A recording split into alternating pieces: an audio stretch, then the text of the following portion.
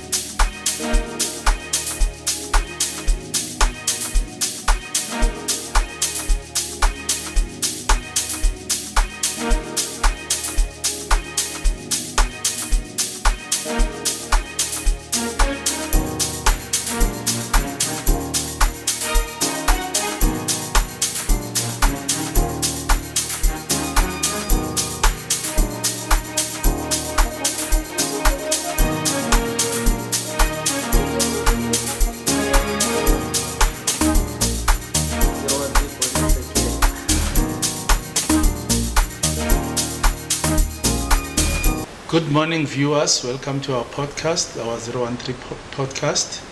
This morning we have our guest, Bishop Mahlangu. Bishop siyabamukela ku-podcast yethu. Bengicela ukuthi ubulise abalaleli bethu and our viewers. Oh, thank you so much, Lase. Ngiyabonga kakhulu. Ngiyabingelela kwa wonke umuntu osibukele ngalesi sikhathi. Ngibingelela ngegama lenkosi yami uJesu Kristu, igama lami umenzi. Ungasabi ukulibisa. Yebo baba. Thank you baba. uBishop Mahlangu baningi kakhulu. Yeah. No, thank you very much. You're welcome, sir. Menzi, can you tell us a little bit about yourself? About myself. All right. Umenzi Mahlangu intwana eyazalelwe eBhetali emaplazini, yafunda uStandard 4 elokishini, itravel ngebhayisikili, yakhula yasindiswa yamukela uJesu at the age of 15. uJesu wafika wakhuluma nayo lentwana at the age of 15, yaqala lapha ivangeli kuze kube namhlanje. Ngwile kaningi nami endleleni njengawo wonke umuntu owayo, njengoba neBhayibheli yasho ukuthi the righteous man falls 7 times. So kodwa ngavuka lokho kodwa ngisamile evangelini. Namhlanje I'm a bishop, I'm a professor of a university, and yeah, in a nutshell. No, ngiyabonga. Yeah. Today you've chosen a very interesting topic about family altars. So that topic ichuzwe nguwe, and so bengicela ukuthi usichazele what are family altars. All right. Eqinisweni Hlase, I've got izinto eziwu5 engizibiza ngama5 absolutes engicabanga ukuthi is relevant for the modern church, cause abantu abaningi bastakile empilweni bekholwa bemthanda uNkulunkulu, benza konke esikufundisayo nokufundiswa izwi likaNkulunkulu, but they are still stuck empilweni, abaqhubeka bayiphambili because of the 5 absolutes. Igama absolute lisho ukuthi into eyenzeka ku any race, ku anybody, doesn't matter the color, the nationality, whatsoever, kodwa wonke umuntu ophilayo ziyambamba lezi zinto. So allow me ukuthi ngizibale those yohlala kuma family altars. Number 1, sinalento ebizwa ukuthi DNA, ulibofuso, ukuthi wena uzalwa kaHlase uzalwa ukhoza. Number 2, ama-genes. Ama-genes ke research iyachaza ukuthi wonke umuntu operate ngama-genes kamkhulu wakhe noma ugogo wakhe, hayi kamamakhe nobabakhe. Then kanti lapha ku-DNA siya discover ukuthi i-50% kuya kumamakho, i-50% kuya kubabakho ku-DNA. But kuma-genes i-operation yakho, your characters, your personality, not character, personality, idependa kula makhehla nalabo gogo abazala umamakho nobabakho. Then bese number 3, ama-family altars lawa esokhuluma ngawo namhlanje. Number 4, bese i-bloodline. I-bloodline ilento le igazi ovela kulo wena, ukuthi noma ngabe ungazibiza ngesibongo sakamamakho but at the end of the day, the blood that runs through your veins, igazi elibuya kuhlase, elibuya kukhosa. Then linani legazi liphetheni. Then number 5, bese sidila ngama soul ties. Ukuthi si understand ukuthi sex is spiritual and sex is dangerous. It is pleasant and dangerous. So namhlanje ke uma ngini introducela lama lona nani ngicela ukuthi ngibe khona la nginike nina ukuthi ningakhetha ukuthi siqala kuphi ngoba mina bengaqala la ngiqala khona kodwa I respect the opinion yenu yokuthi siqale la now uma family altars, of which is very very important. Uma sikhuluma ngama family altars ake ngithi nje igama elula so that wonke umuntu azo understand ukuthi sikhuluma ngani. Sikhuluma ngomsamo, sikhuluma ngendawo la ifamily irelya khona ukubika izinto zayo la ibika khona, ukuthi ibika kuphi, ibika kubani, kodwa bayazi family ukuthi nasifuna ukwenza into ethile siya lapha kulela khona lela kulapho lapha umanuye kule khona uya ngoba uyobika something noma uyokhala nga something noma uyopresenta something whatsoever that the ritual that you want to do uyenza kuleyo ndawo leyo sibiza ukuthi it's an altar leyo ndawo leyo. For instance ukusuka kwakho every Sunday last Sunday uye esontweni, you are going to an altar because you believe ukuthi bakhona kwakho lapha it's an altar. Yonke into yoyibika lapha iba corporate because I'll see one nibika baningi izinto ezihlukene, so kunamandla athile, there's an energy, a radiation of some kind egijima la kule altar eyenza ukuthi into ezibikayo noma imithandazo yakho iphenduleke.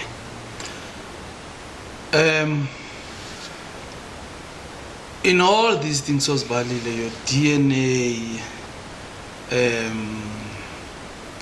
your bloodline, for me, how does it relate? Because the question I want to ask is that, does it transfer to me from one person to another? Okay. Because you say igazi elihamba kimi, which ngathi kune transfusion, kune transfer bakon. You even mentioned I behavior. Thina vana ngizobona bathi abantu abadala bathi umzimba wasekhaya lona. You know, so is there any transfer ebakon? Okay. Okay, ake ngithi umuntu uphila endaweni ezo5. Umuntu number 1 uphila emaphakadeni. Kunendawo ebizwa ukuthi kusemaphakadeni lesingayazi. La uNkulunkulu aqala khona ukwenza izinto singazi ukuthi uvelaphi. We call that place emaphakadeni. Then umuntu uphila lapho. That's why when you study the Bible will say to you uNkulunkulu wazi insuku zomuntu umuntu angakafiki nokufika waba nesuku lokuqala emhlabeni waziqeda. Bese amanye ama scriptures azothi before the foundation of the world God knew you. So now that means before the foundation of the world was emaphakadeni, ne? Was eternity. Now uphila lapho umuntu nakasuka lapho umuntu uNkulunkulu uthatha umuntu amfake kuphi kuma loins kababakhe. You stayed kuma loins kababakho for isikhathi esithile. Wahlala kiso, wahlala kuma loins wakhe until yena wakufaka kumamakhe. Yini ke lento yaphuma kubabakho yangena kumamakhe? It's blood ebizwa ukuthi sperm. Nakuphuma legazi lelingena kumamakho okusho ukuthi kuphuma kahle kahle igazi la kababakho kuye liyongena kumamakho. That's why you'll be carrying 50% DNA kababakho, 50% yakamamakho, because you stayed kuma loins kababakho. Now you're going to stay kuwomb kamamakho for 9 months. The reason I was asking the question, yeah, it means is that what I hear in what you are saying, ngesingisi, that's why I use the word transfer strategically. Yes. Of which you agree with something that is being transferred. Yes. You're not saying it specifically. Yes. So to me, you're confirming a concept that is called a reincarnation. Okay. Because I cannot be who I am without any form of memory or transfusion that came from either my mother or my father. Yes. So, which means, to me, we are confirming a concept of there is a process of reincarnation. My father lives in me. And part of through the genes and the DNA. Yes.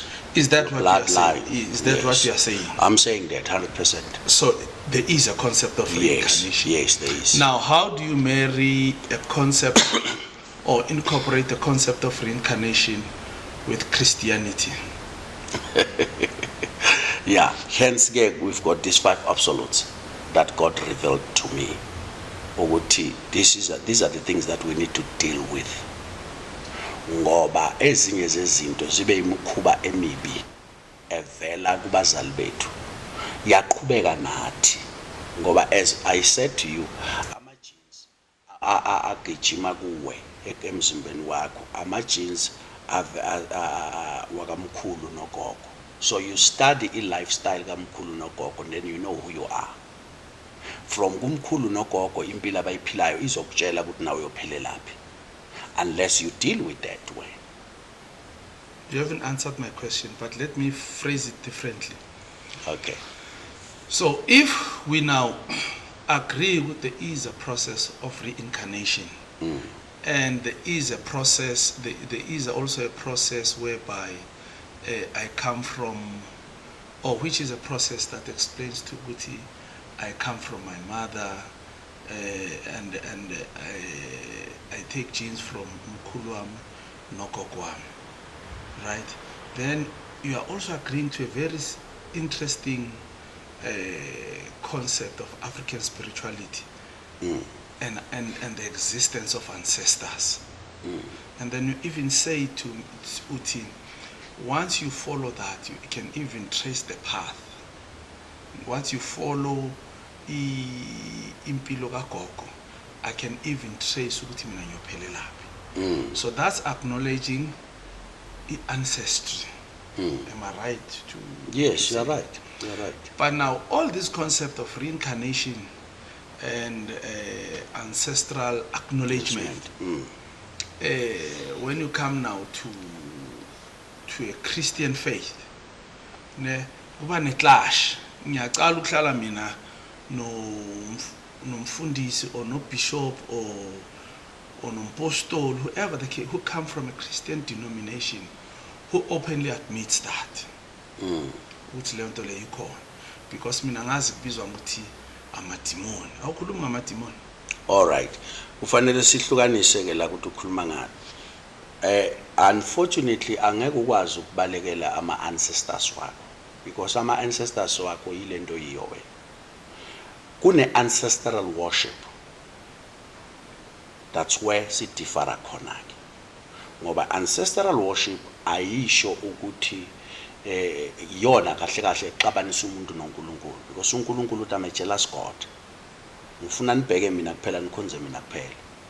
So you cannot worship any other God ukudlula mina, kusho uNkulunkulu kanjalo. But igama ancestors lisho okhokho. Yes. Uyabona? Alisho amadlozi. Lisho okhokho. Abantu ake bahambe bofuna igama lamadlozi ngesingisi. Then they would pick up ukuthi uhlukanisa kanjani ancestral worship kanti futhi nama ancestors. You can't say you're talking about ancestors kanti wena ukhuluma ngamadlozi. No, ukhuluma into wrong. I-English engekho leyo. Ancestors okhokho does not mean igama labantu ababizwa ukuthi amadlozi, ngoba amadlozi ngifaka kwenye topic manje ehlaza. Okhokho abantu abaphila kuqala aseba abadlule emhlabeni, abanye okhokho basaphila. Uyabona? Ngoba ngisenayo ukhokho wami mina, uyayibona into enjalo. So basaphila okhokho labo, but when you worship the dead, that becomes something else. Uyabona? So vele when uyathanda uthandi lo mkhulu olele emathuneni owalala ngo1418 ongamazi wena, who established lesibongo saka Khoza, lo mkhulu loyo wena vele ubanjwe izinto azitshala nezinto azakhela i-altar lokuthi bakwakhoza la mina ngizibiza ngokhoza ngenxa ya 1 2 3 4 5 bese ubiza nezinanazelo zakhe athi ngikhoza hlase bani le ithanazelo zakhe zihambisana nezinto adlulekizo nezimo abebhekene nazo wazinqobe ezinye zamhlula konke uyapick up la kule inanazelo zakhe of which ezinye ke inanazelo na uzibiza siziba ancestral worship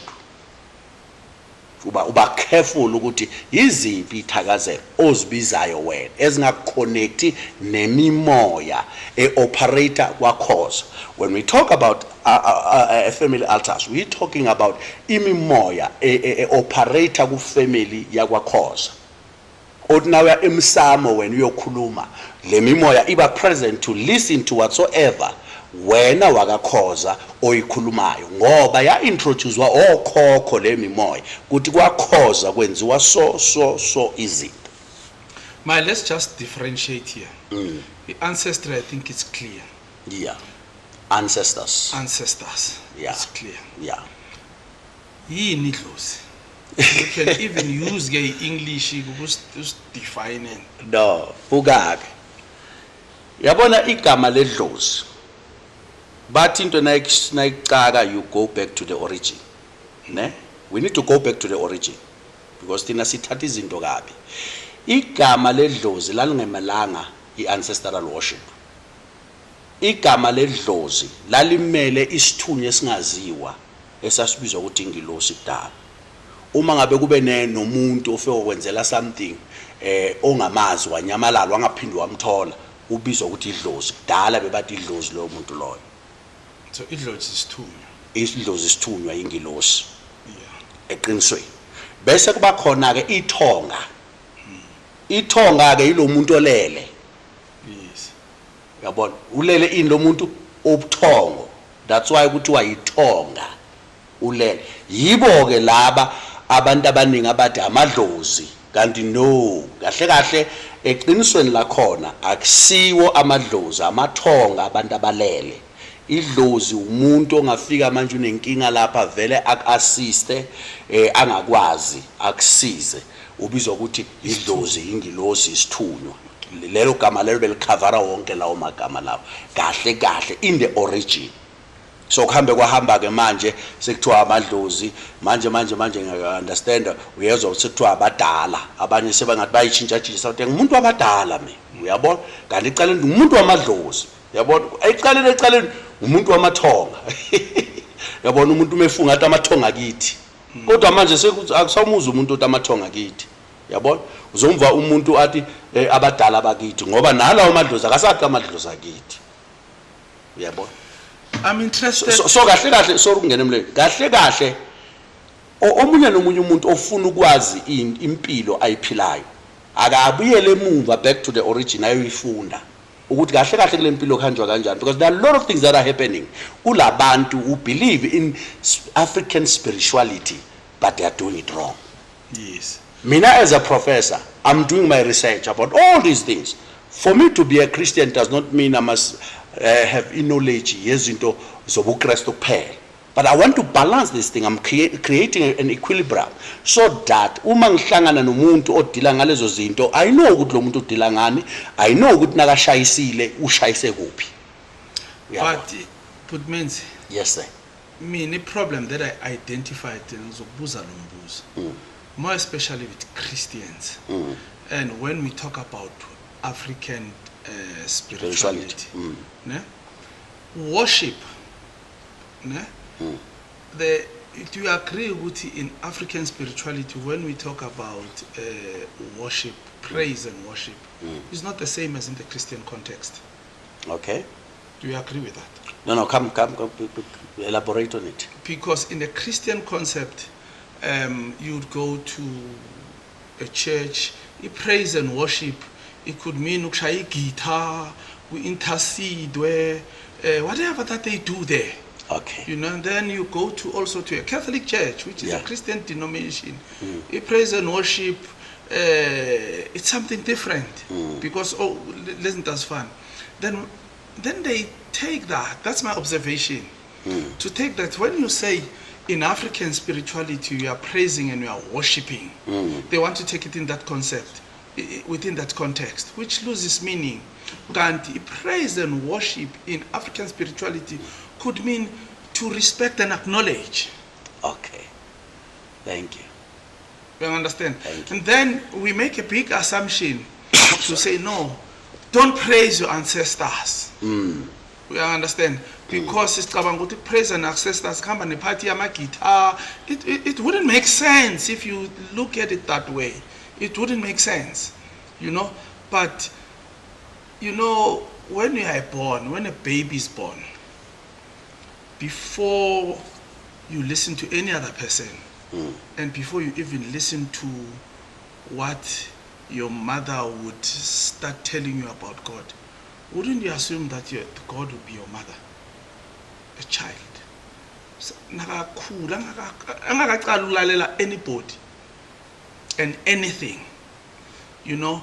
At that time, remember, everybody is born an atheist. You become atheist, nasukala umamel. Right now, at that stage, when a child is an atheist, right?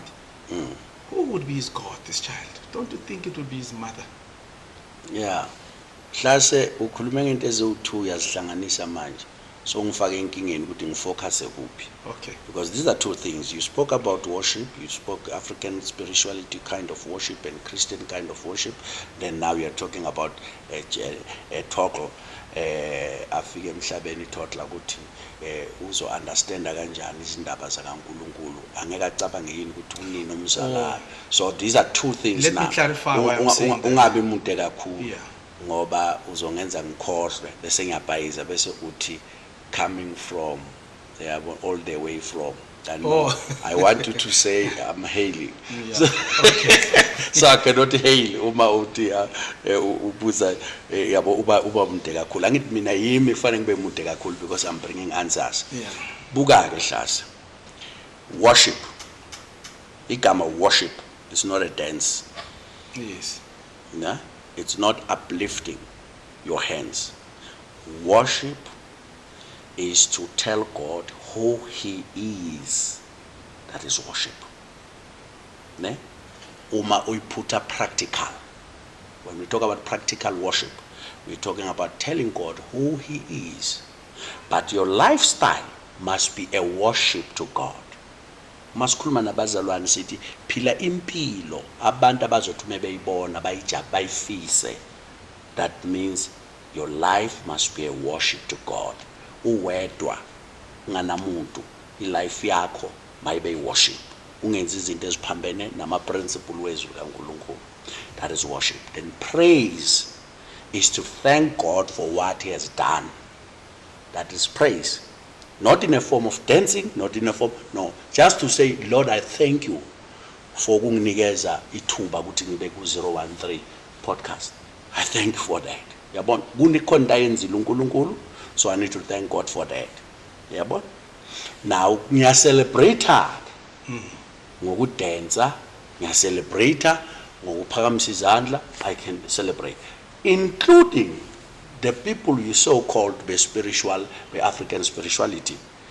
Banesikhathi se worship nabo in a practical way, say praise, say celebration, I mean to say, whereby uzobathola bashaya izigubhu bagida.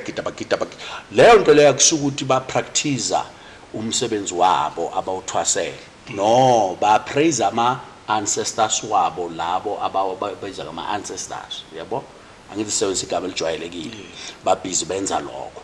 So there's a different vele enkulu lapho. But means, I'll tell you, mami, ne?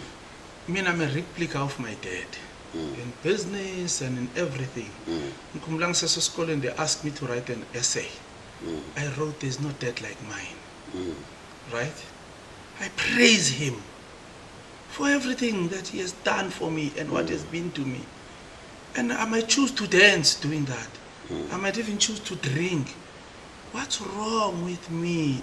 And he has passed on. But his memory is engraved in my heart and in my mind. You understand? I don't think liyadlula iviki where I don't miss him. Nangihlangana nezimo. Oh. You understand? And I don't think is there any other person who have shown me the care that my mother and my father showed me, and I respect it. Then I decide to praise that. I praise that.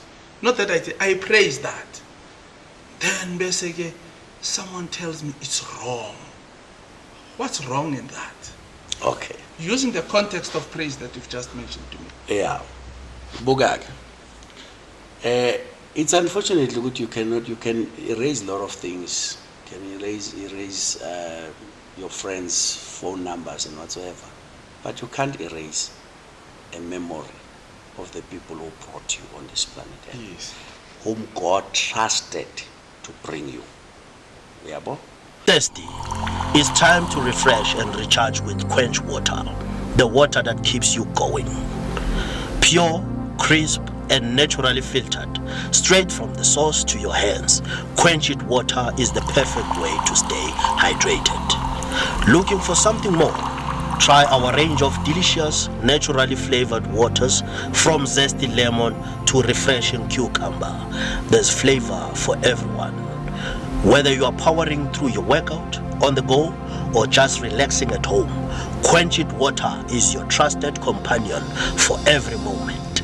After a hard days of work, drink more Quench water to thirst less.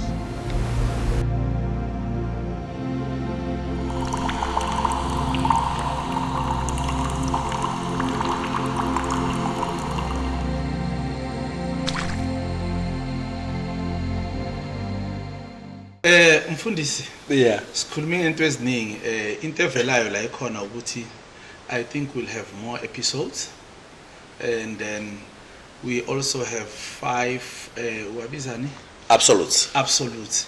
Can I say for simple English, I have 5 pillars. All right. Yeah. So I think it's quite interesting that we can deal with them one by one. And then nangibheka nesikhathi namuhla ngathi isikhathi sisishiyile.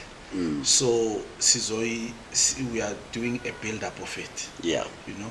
But a question I want to ask you, why uhlukile and acknowledging these things than your other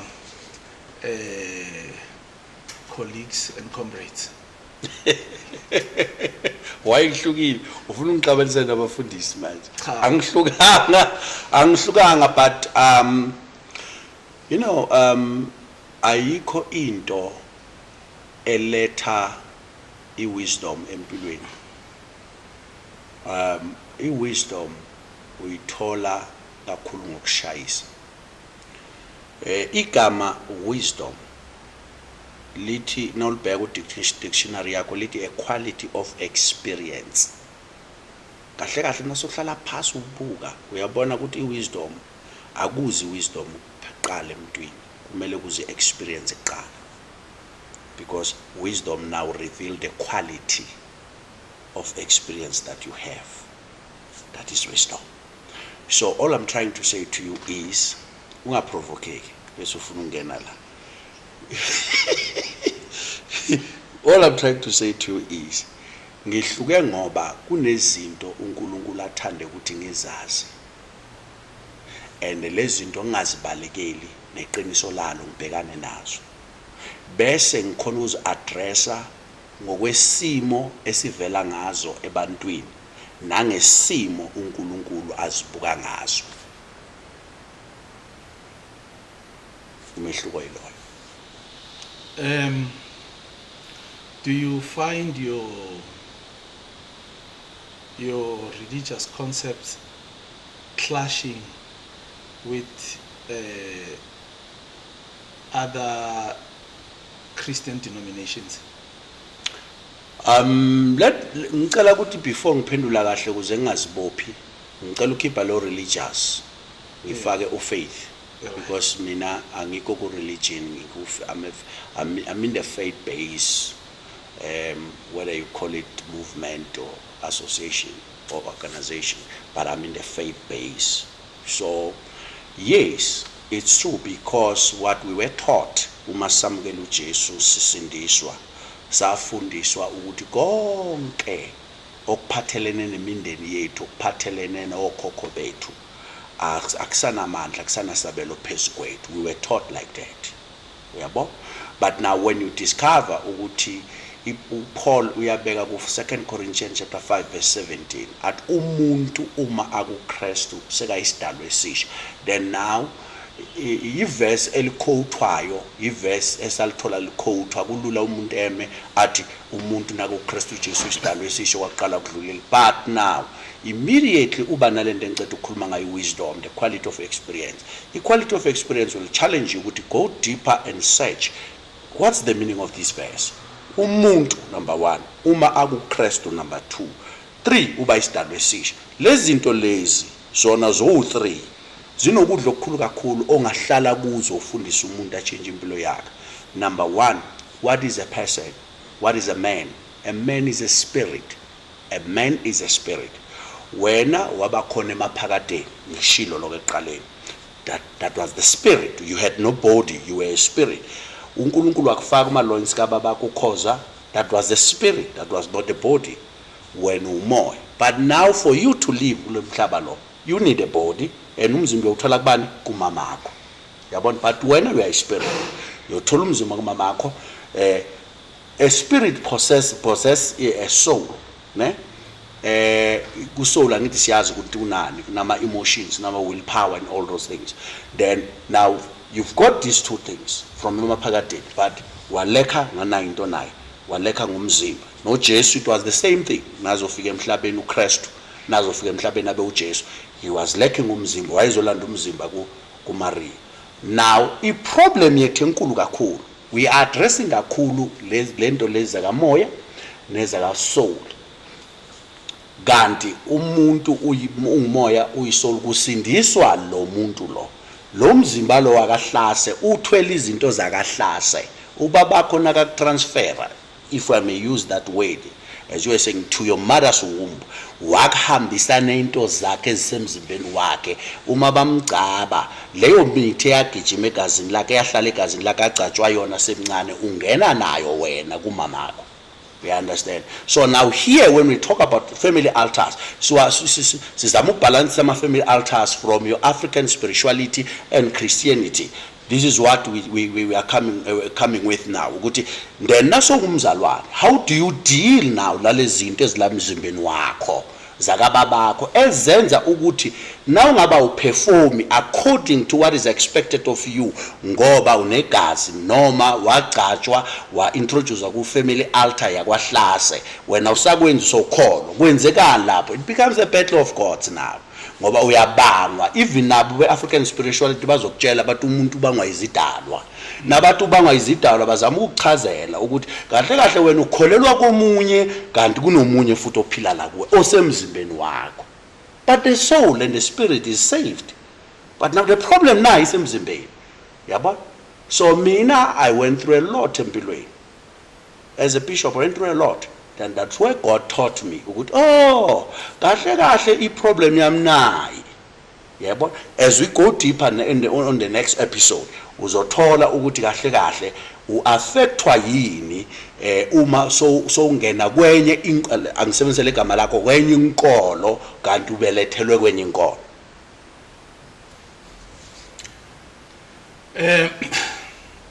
Let me ask this question this way.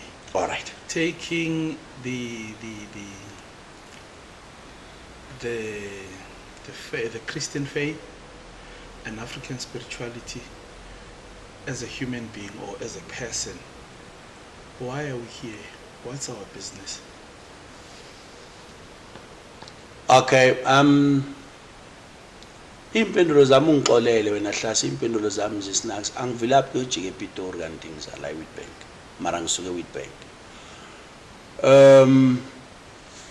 One, kumele si understand ekuqala. Abanye abantu ba understand igama African spirituality, but they don't understand what is African spirituality. Yabo? They mix things because they want a cover up. Yabo? When we talk about African spirituality, in a real fact or truth, we're not talking about any kind of worship, we're talking about humanity. Nasithi unobuntu bufundiswe yini? It's African religion. Yes. Uyayibona njalo. Manje thina sifuna ukufaka ezinye izinto zemikhuba. Yazi abantu bakudala lento le yokuhlaba yokuphahla bebangayenzi. It was not part of them. Why? Because they did not believe ekwenzeni lokho, bebabelievela kuma meeting ukuthi whatever abayidiscussa in the meeting izoba njalo. Uyabona? Community altar. Yes, it's a family altar, ne? I'm sure, yeah, it's a Family altar. And then basically, kusho nakune family altar. Then nase siyenkosini, it's a community altar. Kusho lama altars akhona. Ngicela ungavumi because I'm not aware about community altar, ne? Angifuni ukuzibamba. Okay. But njengomuntu o researchayo ngizobona ukuthi into enjalo kodwa but igama nawo establishela lona elingaserve purpose ethile. Yes, I'm not against it, but it can serve a certain purpose, but let's not deal in it now what's causing elsaba, ne? But all I'm trying to say is uma ngabe kule meeting, uma ngabe umndeni omunye wakamahlanga ubamba meeting besiyahlaba, laba bantu abazi isintu bathi sebenza umkhuba, akusasisi isintu. It's no longer African religion, umkhuba wakamahlanga. Amahlanga abantu abenza njani? Abahlabayo. Abantu abenzani? Abaphahlayo.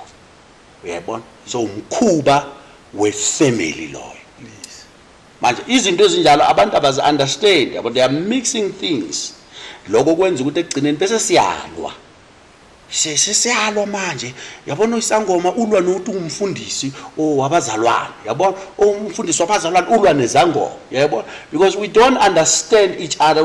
Where are we coming from? Yabona.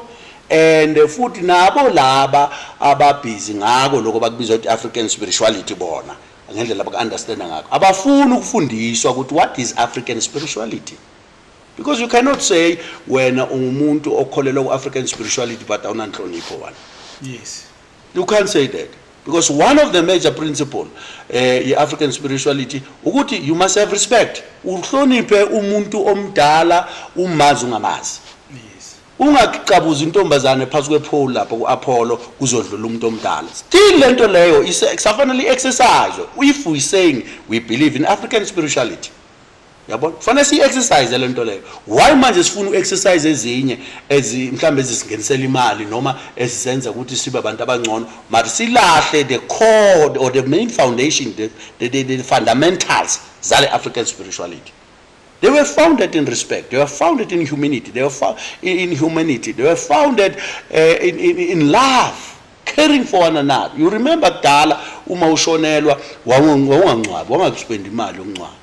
Abantu bebeza baletha amashukela, baletha amakhabishi, baletha zonke izinto wena ushonelwe. Yabo ungcwatshelwa i-community. Kudala kwamanye amazwe manje ngapha kubo Kenya, I'm not sure about Nigeria, but Kenya, because I've got friends there, kubo Kenya. Uzothola ukuthi uma umfana azoshada, wafika iminyaka ethile bamtshela umzali wakhe ukuthi lo mfana ashada phela lo ukuthi yasebenza kasebenzi but kumele ashade, ushadiswa i-community.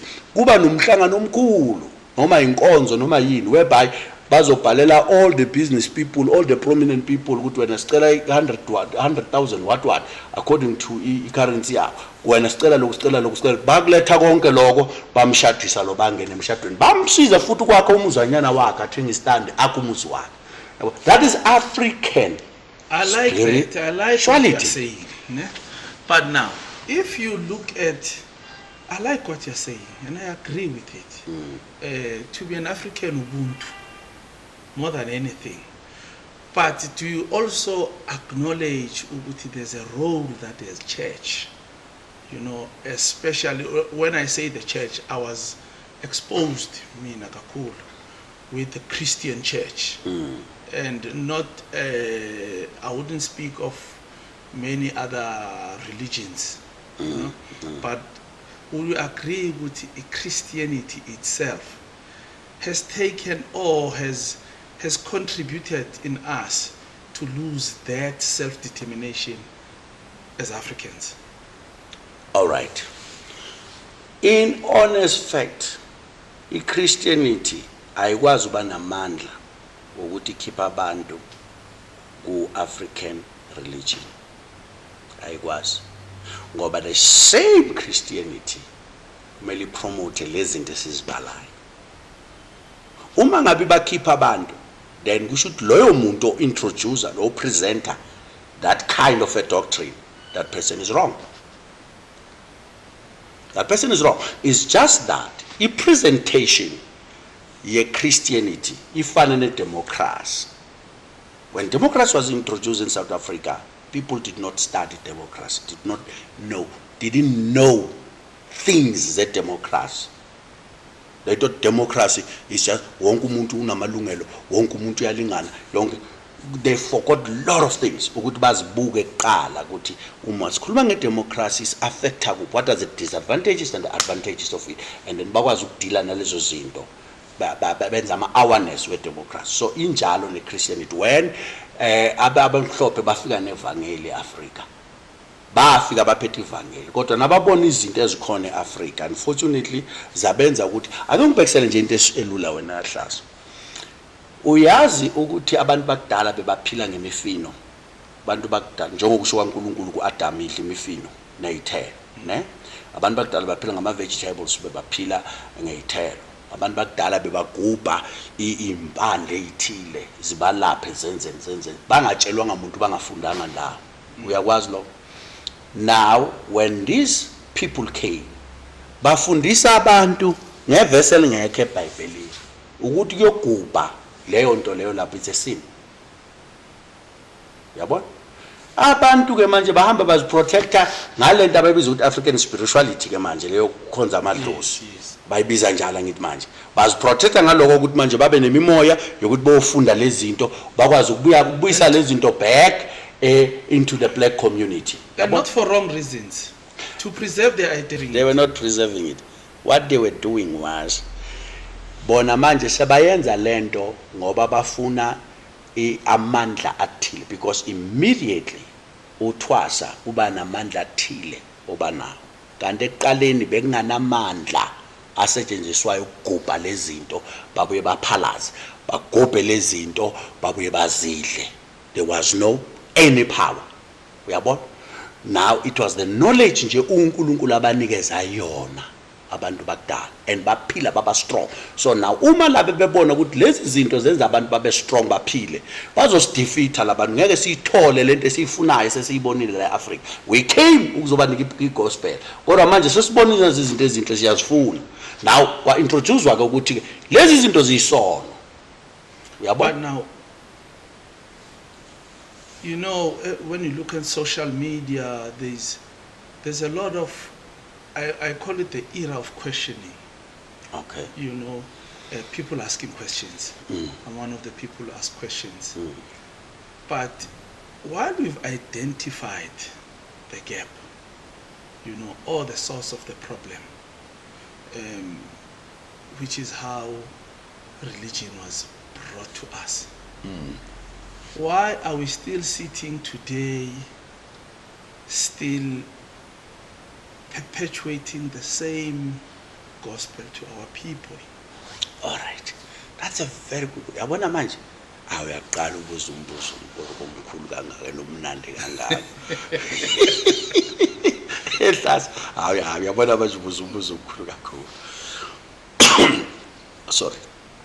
Look, the purpose was to bring the gospel in Africa, but because of the beauty of Africa, nama minerals, ingqondo yomuntu yatshentsha, wabheka ubukhazikhazi, wayeka into enhle ebeka ilethile.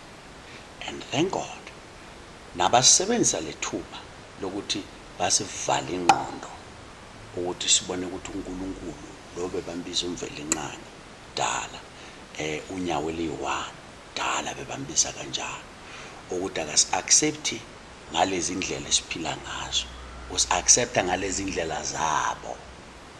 Then abantu abadala ngoba sebayizwile lento phakathi kwabo nabayimukela ukuthi iyaphila, bakholwa ngoba kufanele bafundiswe yibo laba abanolwazi, bakholwa yonke into ekhulunywa yilaba kanti they are brainwashing them. ukuze bakwazi ukuba defeat. Yabo? That's why now in the last day God has poured out in the fivefold ministry. If you understand what is fivefold ministry in the book of Ephesians chapter 4 verse 11, uNkulunkulu uthulule apostolic and the prophetic. He's bringing back the power of the gospel, the real gospel to people with the yili evangeli. Lento engiyikhuluma la, I'm talking about the real gospel. Njengoba uthi ngihlukile angihlukanga, bakhona abanjengami abaphethe the real thing, hayi lento ecindezela abantu in the name of gospel, in the name of religion. No, the real thing is thina singabantu abamnyama, we know sasivele sikholwa abamhlophe bangakafiki. We had a relationship yaNkulunkulu esingamazi. Yabona? They came to introduce that God to us, but nababona izinto ezinhle bas brainwash. But now God is fixing that. The apostolic, because the apostolic is apostle, you are a corrector of doctrine, you are an establisher of doctrines. Now, when you study the word of God, God speaks to you through His word. He reveals things through His word. So you are born. Oh, musunkulunkulu la bengaboni. Loku akusiso, loku kuso. Yabo? That's why I will tell you, mina, Bishop Menzi Mahlangu, ukuthi uma ngabe usuka la hlase uphethwe ikhanda, wazi ukuthi lela blomu walithatha walidonsa walithi lilapha ikhanda, go and do it as a Christian. Because lelo blomu ladala uNkulunkulu ukuthi lilapha ikhanda lakho. Let me just share with you a story of what is happening on the social media. Okay. It tallies very well with our discussion, but it emanates from the story of electing a pope. Okay. You know, when the process of electing the pope started, a lot of, you know, the Catholic Church it's all over the world. And then there are people who felt that the new pope should come from Africa, the people who felt that it come from Asia, you know, and then the new pope is actually coming from America. The Americans are happy that we also have a pope, you know. But there's an interesting debate about this selection process of the pope coming from Africa. One guy says we can't have a pope from Africa or a black pope, no, because